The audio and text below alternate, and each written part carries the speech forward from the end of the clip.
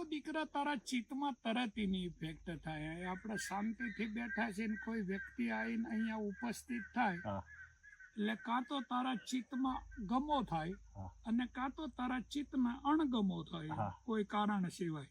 બરાબર છે. એ વ્યક્તિ તારો દુશ્મન ના હોય ઓળખતા ન હોય અને ઓળખતાય ના હોય, પણ એની હાજરી માત્ર થી જ તને અણગમો થાય કે આ બલાચા અહીંયા તારે. હા અને કોઈ વાર તારી કોઈ ઓળખાણ ના હોય હા.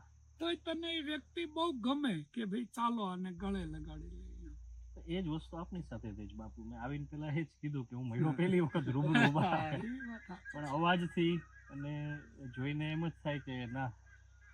ઉર્જાથી ઉર્જાના રિલેશન મળી જાય ને હમ, એટલે સીધો સિગ્નલ આવી જાય. હમ. એને ગ્રીન સિગ્નલ કહેવાય. એટલે તમે જોજો એમ તમે કોઈ વ્યક્તિને મળો અને જો તમારી ફ્રીક્વન્સી એ વ્યક્તિની ફ્રીક્વન્સી સાથે મેચ થઈ છે હમ. તો તમે વર્ષો સુધી બે જણા જોડાઈ હારે હારે જાય. યાત્રા કરો તો એ કોઈ સંઘર્ષ ના થાય. હા. એકબીજા કને જે હોય એ આદાન પ્રદાન કરી અને લાઈફને જીવવાની ચાલુ કરે એમ.